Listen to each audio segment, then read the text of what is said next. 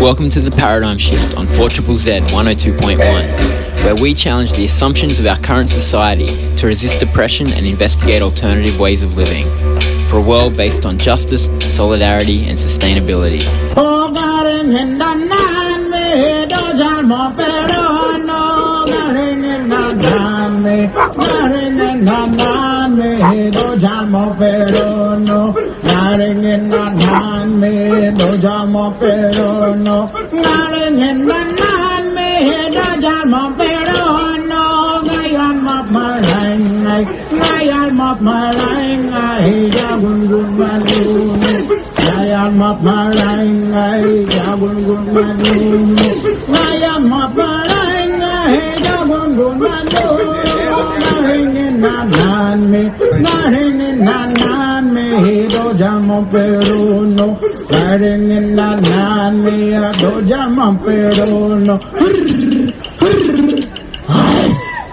Welcome to the Paradigm Shift on 4ZZZ 102.1 FM. It is your local community radio station, 50 years old and going strong. Almost 50 years old, of course.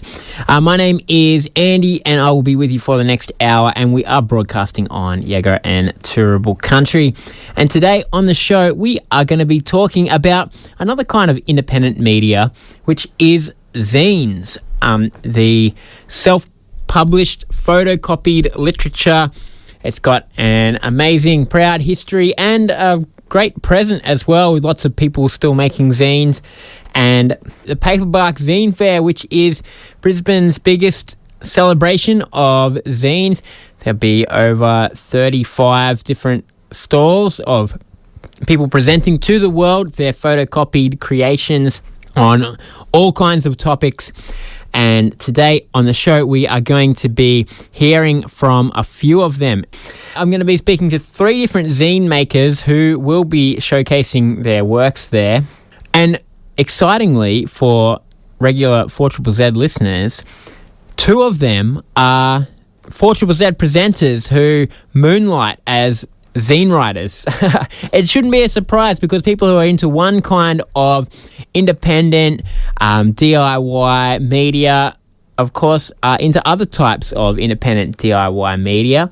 And so we will be hearing from Anna from Radio Reversal, about who has made many zines over the years, but we're going to specifically talk about her recent zine making practice of collaborative zines that try to capture moments in Brisbane radical politics when there's a sort of summit or a big event, getting different people to write their own experience, what they take from those kind of events. And so we will hear from Anna about that. We will then hear from CJ, who you may know from the Locked In Prisoners show on a Monday night, about her new zine, which is trying to unpack the youth crime crisis as it was presented to us by our media and politicians over the last few years. She's been sort of delving into the what and why of this manufactured crisis, and made a zine about it. And then finally we will hear from Bernie, who from the Australian Anarchist Zine Archive. He has been undertaking the immense task of trying to scan as many anarchist zines as he can and put them on the internet on archive.org. And there is already I don't know how many, a couple of hundred on there maybe, and there's more to come. But we'll hear from Bernie about why archiving those zines he thinks is important, and also a bit about what it's been like going through a history of photocopied Australian anarchism. And so that is what's coming up over the next hour. So let's get into it, and we will start off hearing from Anna Carlson. My name's Anna Carlson. I am one of the producers of Radio Reversal on 4ZZZ, so some folks might recognise my voice from there. I'm also one of the founding organisers of the Brisbane Free University, which is a long-running political education project based here in Mugginjan, so-called Brisbane, and kind of community organiser and artist as well. Yes, you are a woman with many talents and a busy schedule, and one of the many things that you do is also make zines. Can you tell us a bit about your zine making history? Yeah, I love zines, and it's something that you and I have talked about a bit before, Andy. I think zines are they sit at the intersection of so many of the things I'm interested in, because they've always been such an important part of countercultural knowledge production, and in both kind of leftist movements, but also in queer and feminist movements, as sites where people share, I guess, alternative ways of thinking about the world, share experiences and insights. And they're also creative, they're these beautiful, or have the possibility, the scope to be really beautiful works of art. And so they really do sit at the intersection of a bunch of the creative practices that I have in my life, and I love them for that.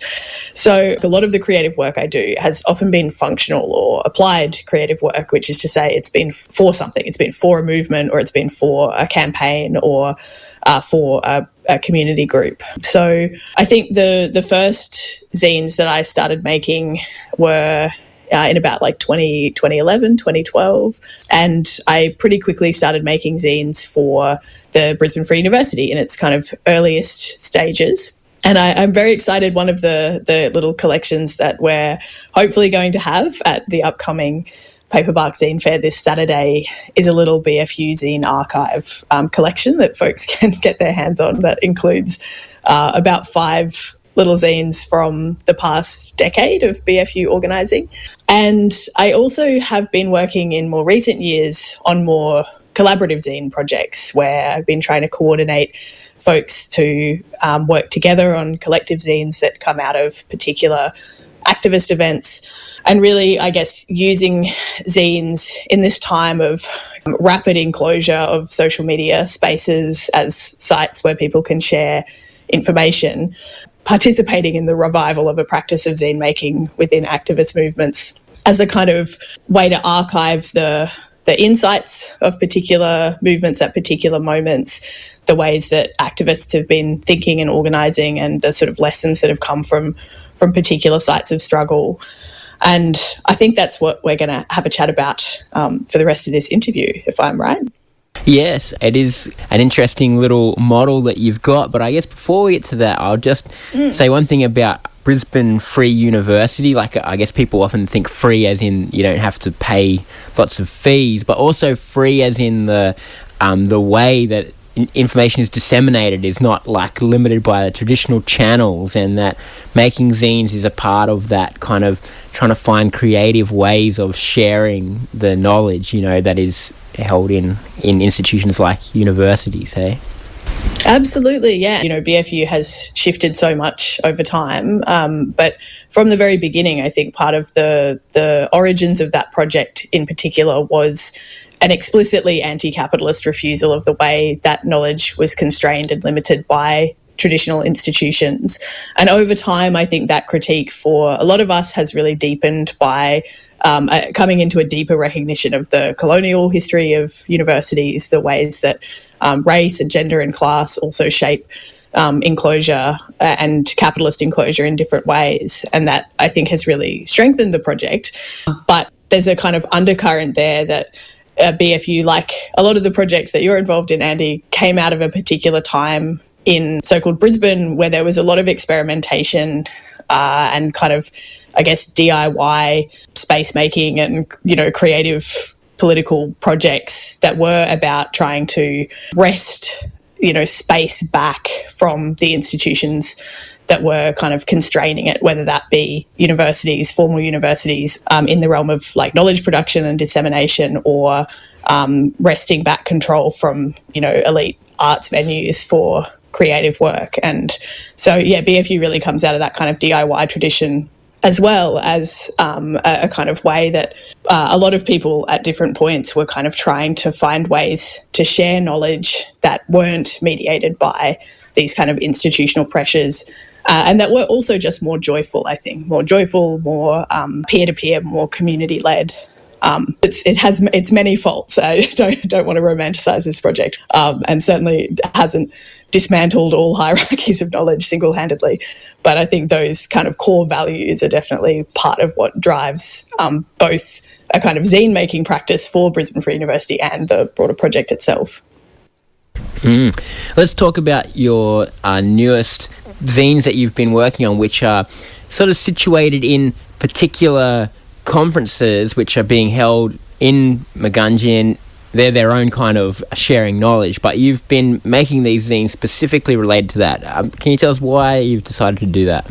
Yeah, so a couple of reasons. So the first one was a bit of an experiment with the Institute for Collaborative Race Research, and particularly Anna Toretto. And we knew that there was this event happening that we were co-hosting between Justice for Palestine, Magungin, and the Institute for Collaborative Race Research at the beginning of the year, which was called The Last Sunset. And it was an activist Skillshare and kind of convergence that was linked to the Invasion Day protests. So the Last Sunset happened on the 25th of January, referring to as kind of, the last day of freedom before the colonial invasion began on this continent. And so I thought there was something perhaps useful about finding a way to keep record of the kinds of skills that were being shared in this space so that they had a bit of an afterlife beyond the event itself. A thing that I've, been thinking about for the last few years is that I think there's a way that things often, they don't spread very far beyond their kind of initial event. You run a lecture and people, hopefully learn some stuff at the lecture and maybe they even talk to their friends about it, but there's often no kind of record of that and there's no way to sort of return to that. And I think because in my academic life, I'm also, to some degree at least, a historian, I'm really interested in archives and how we archive particular projects and how we learn from the lessons of the past and how we can do that if things are ephemeral. So I wanted to offer this as a kind of contribution to events like the Last Sunset and then more recently the Activism for Palestine conference that was held at the end of May, and then People Against Poverty Summit that was held a couple of weeks ago.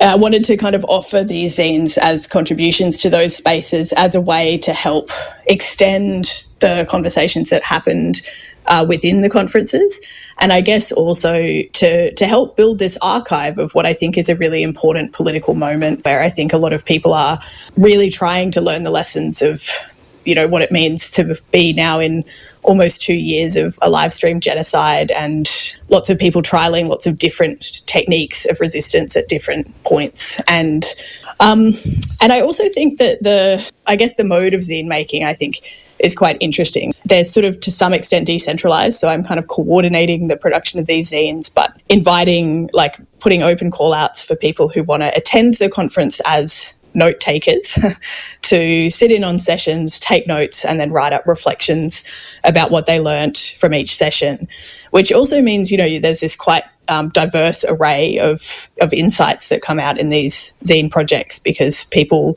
learn different things and learn in different ways. And so each contribution in the zine will kind of have a different focus and can kind of show us different things about these events.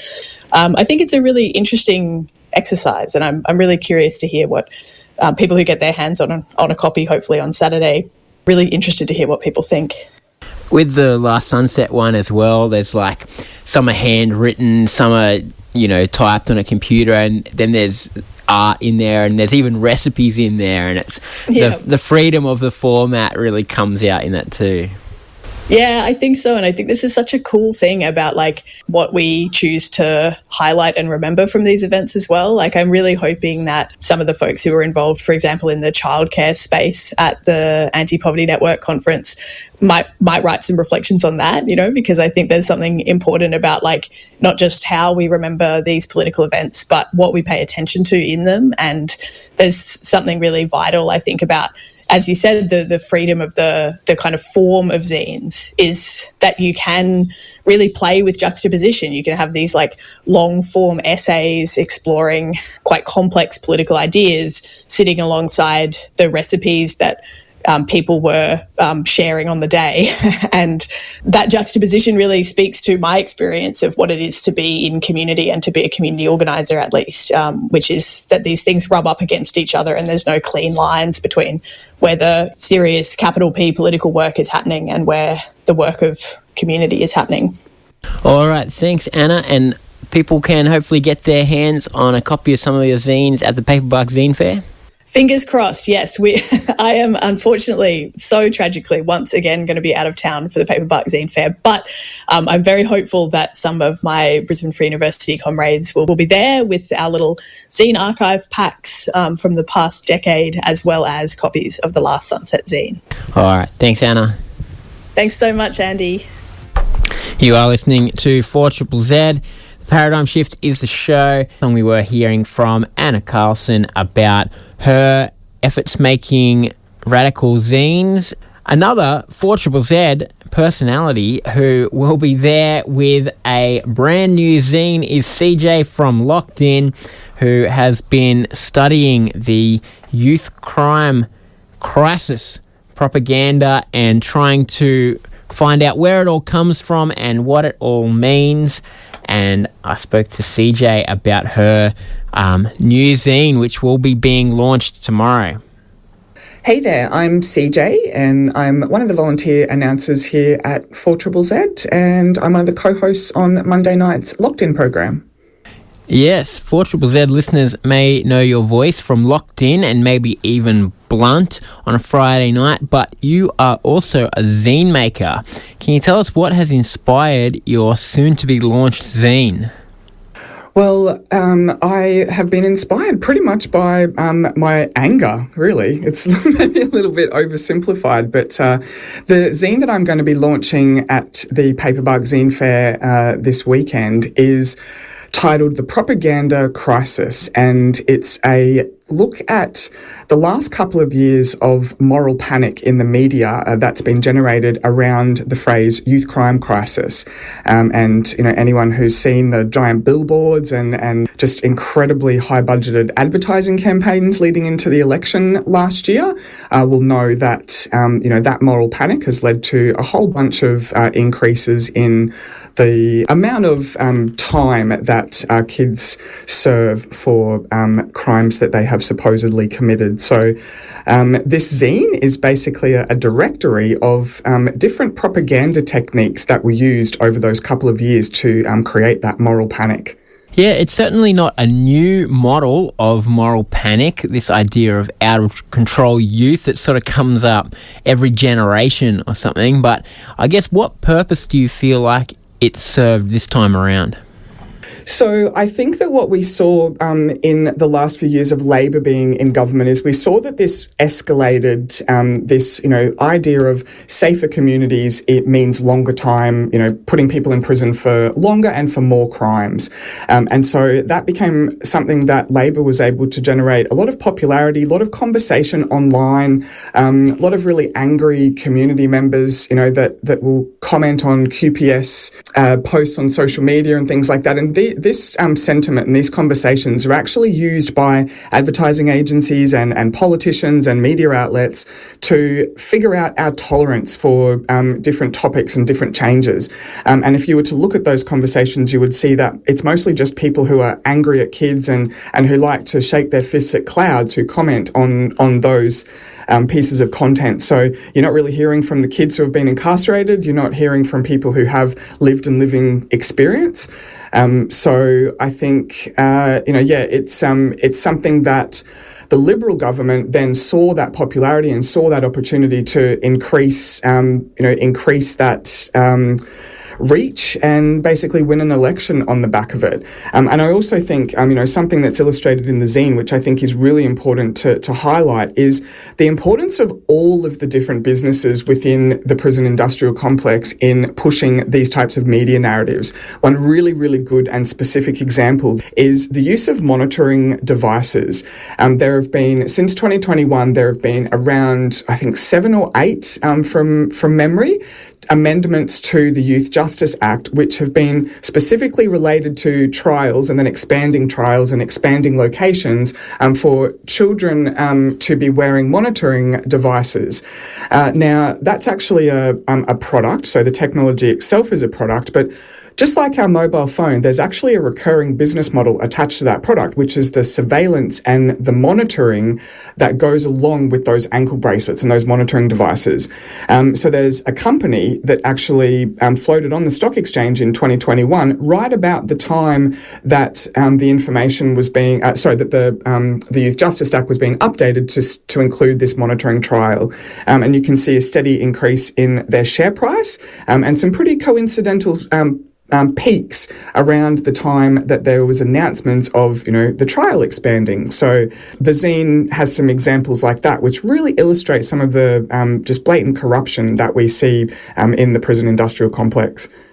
Yeah, it's really worthwhile to explore those different angles, of the cause of this. Obviously, there's a political goal for the Liberal National Party, and there's also, for media, these stories of kind of violence and out of control youth. They really cut through, and so it's in their interests, but also that there is a corporate interest in creating what ultimately amounts to a bombardment of this shock propaganda. Yeah, exactly. And so with this project, the zine is the current, the thing that I'm about to release, because it's one way of presenting this data and chopping it up. And it's basically, like I said, a directory of propaganda techniques with examples.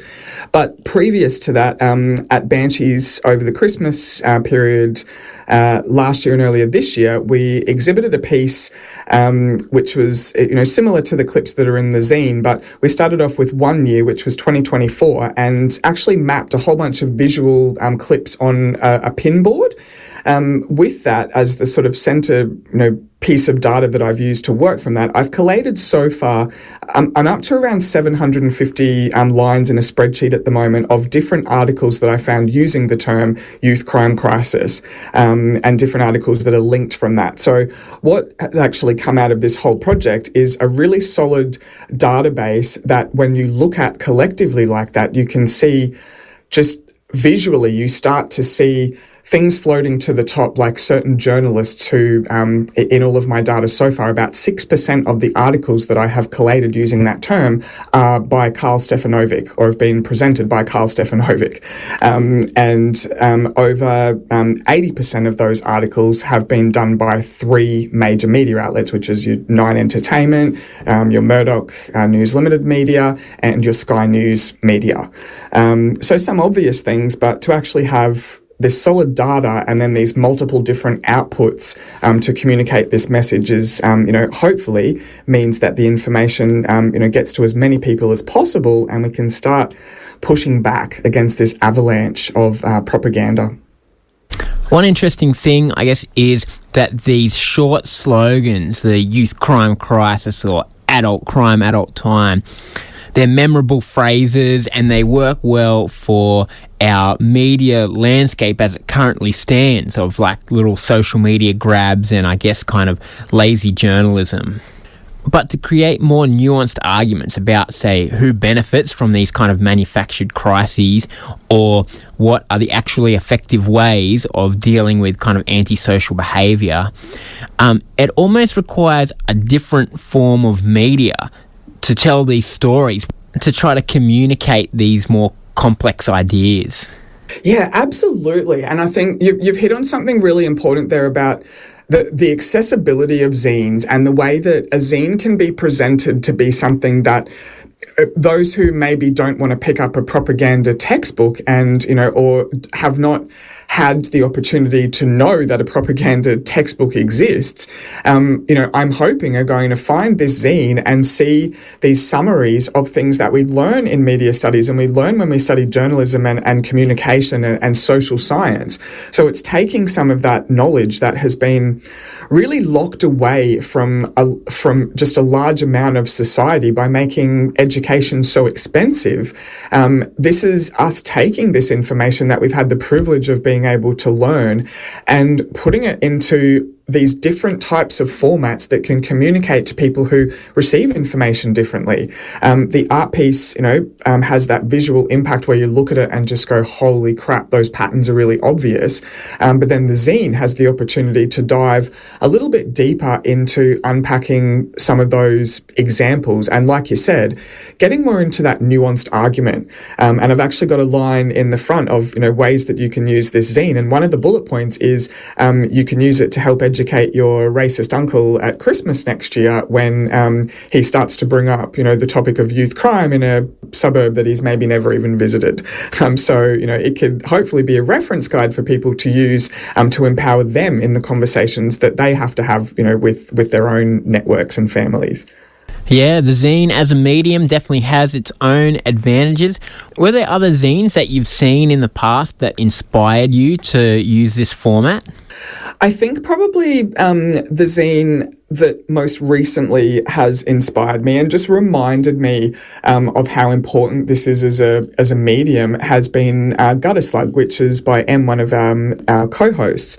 And Gutter Slug is just something for me that is a reminder of how not only is reading zines more accessible, but publishing zines is accessible. So, one of the other activities that I like to do is I like to encourage other people to make zines. I like seeing people for the first time actually create a zine and realize that they actually did that with their own hands and that they could do that anytime they wanted, just with some scissors and some glue or even just some paper and a pen.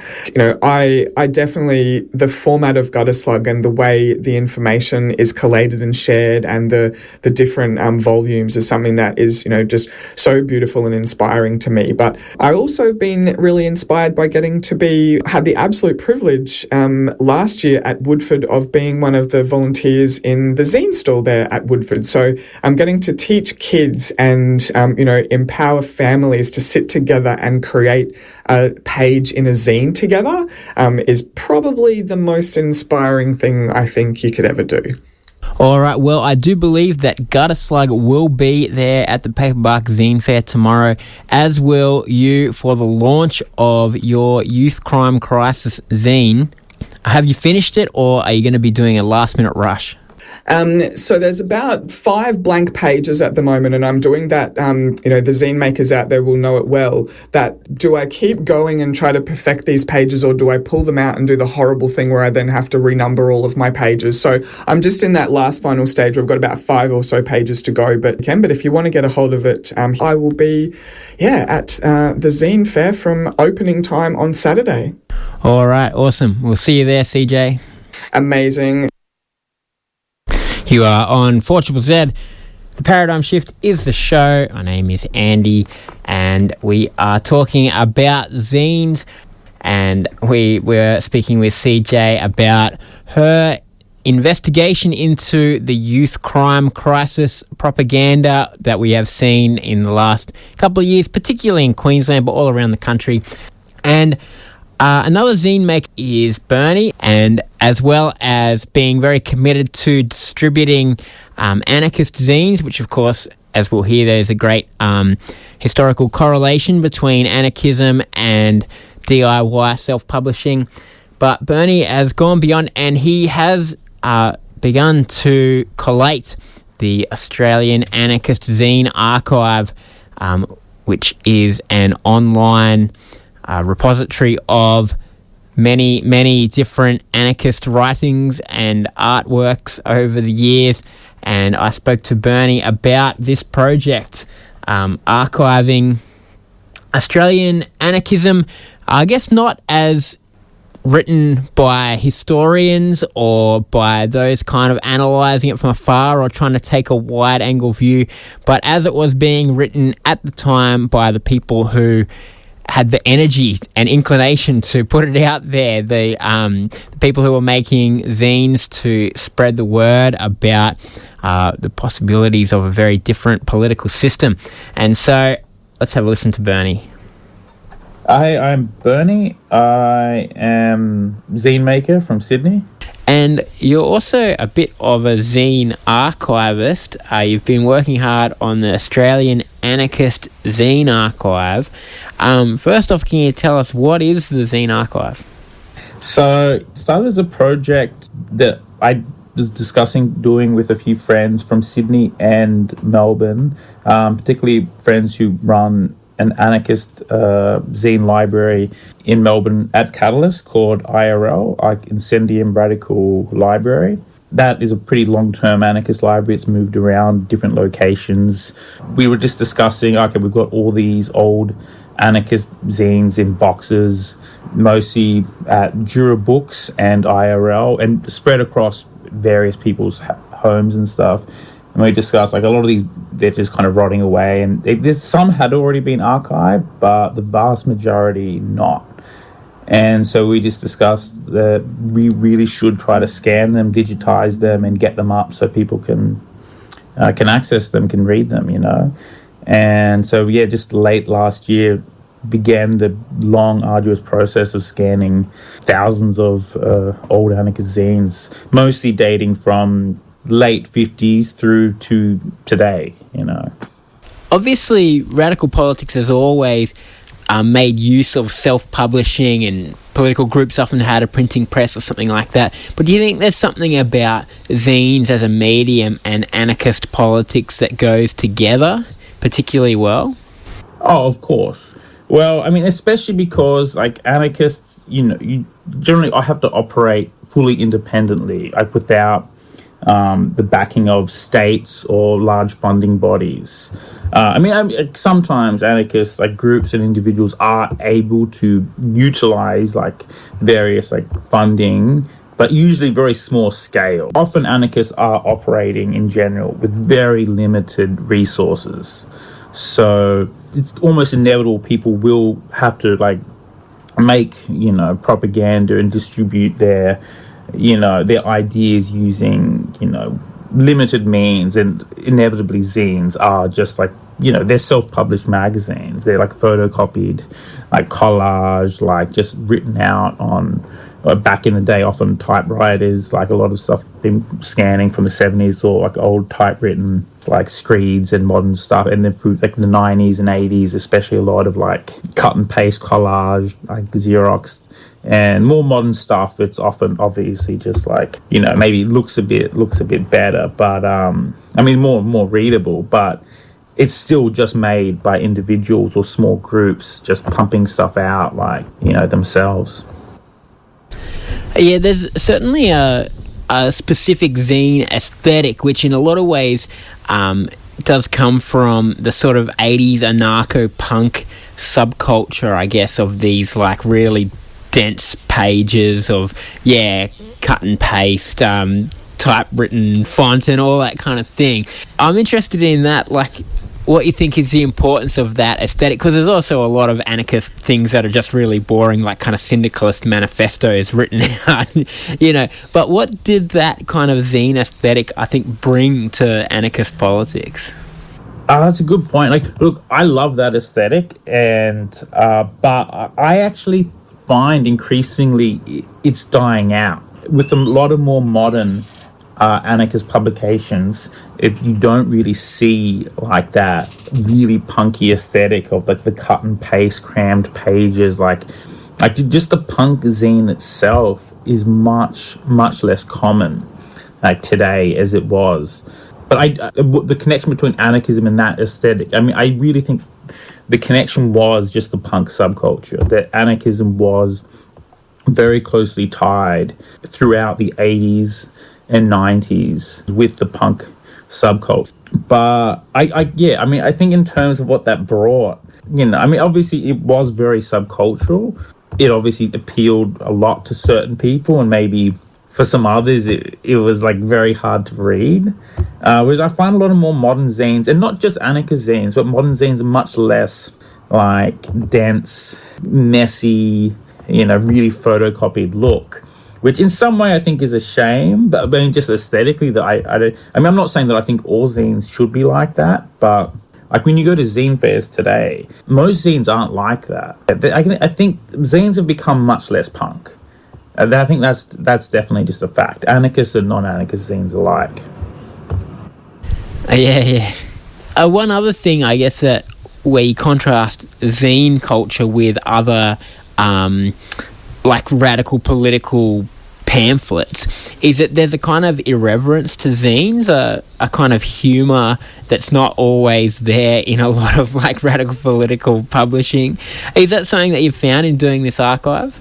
Yeah, I think when something's more identifies as a zine, I do think I think it does tend to be often somewhat more irreverent, but I don't think there's a super clear line. Like, I think the line between like a political pamphlet, like a dry political tract in a zine, like it's blurry because like older, like, because obviously political tracts and pamphlets have been around for like a few hundreds of years now.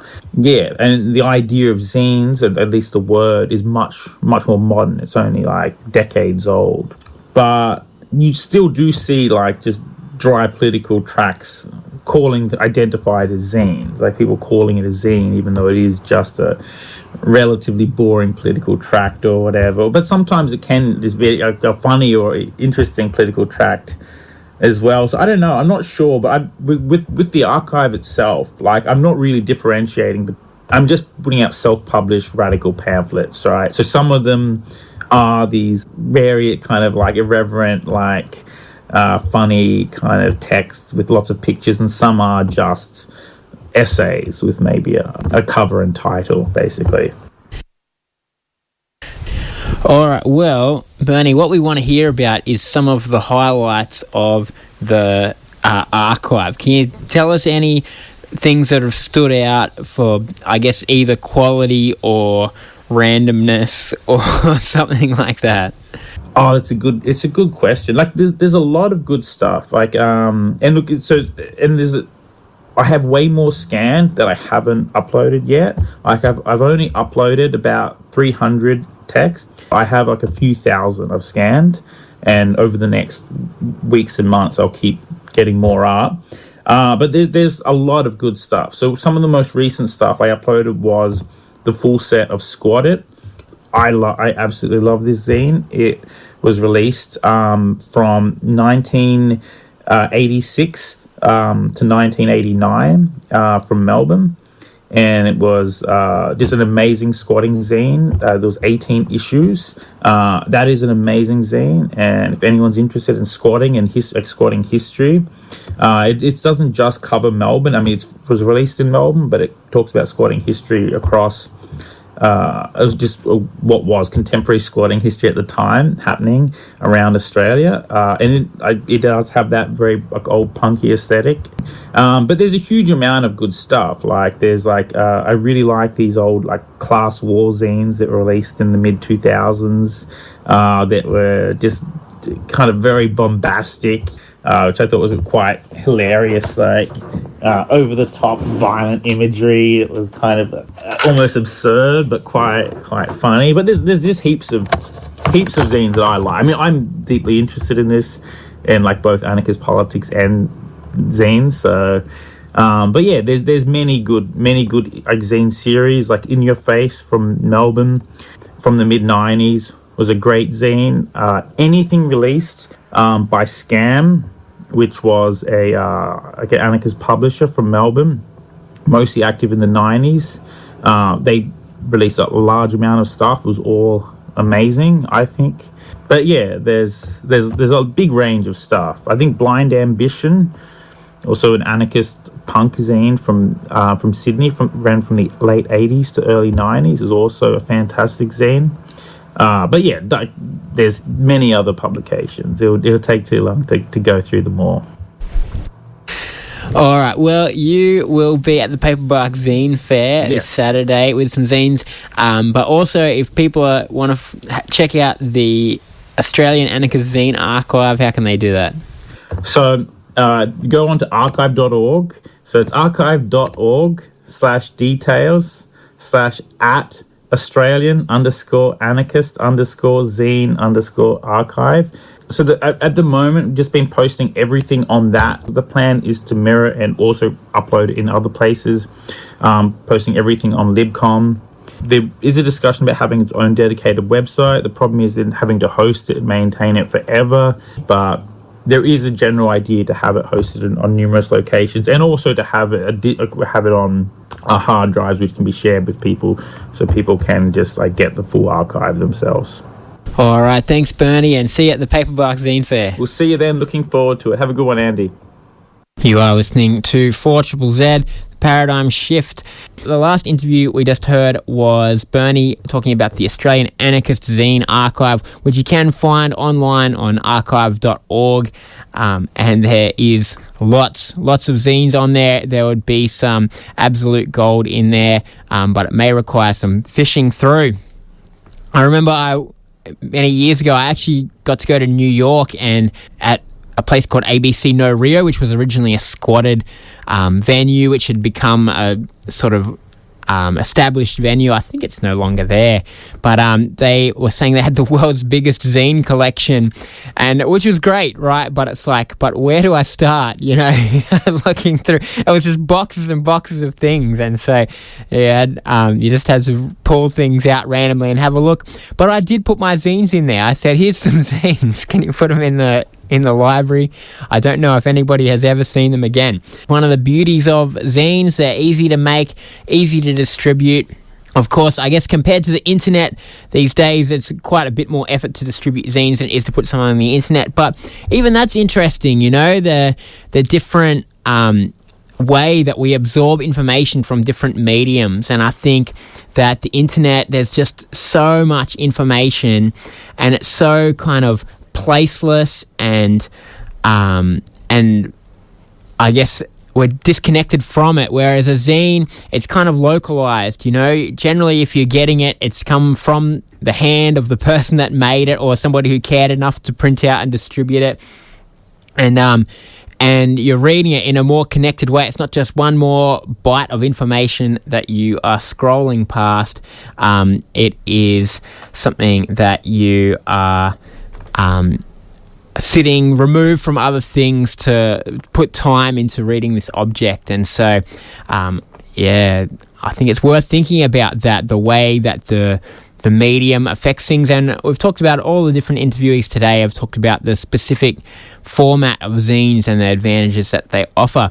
But there will be a zine event happening, the Paperbark Zine Fair, and there will be all kinds of people sharing their creations, and I guess sharing the spirit of creation itself. There's the actual objects, and then there's the fact of a space dedicated to people sharing the things they've made and other people taking the time to look at the things they've made, and it does generate a really wonderful spirit. And so I do encourage you to get along to that, and anything else that does encourage people to make stuff, not to be passive spectators or passive recipients of this society and what it wants to make of us, but active people in creating the world that we want to live in, and to start off with by creating the kind of media that we want to see, telling the stories that we want to hear told, and creating the kind of community networks, creative communities that we want to be a part of. That is all we have time for on the Paradigm Shift. I will see you next week.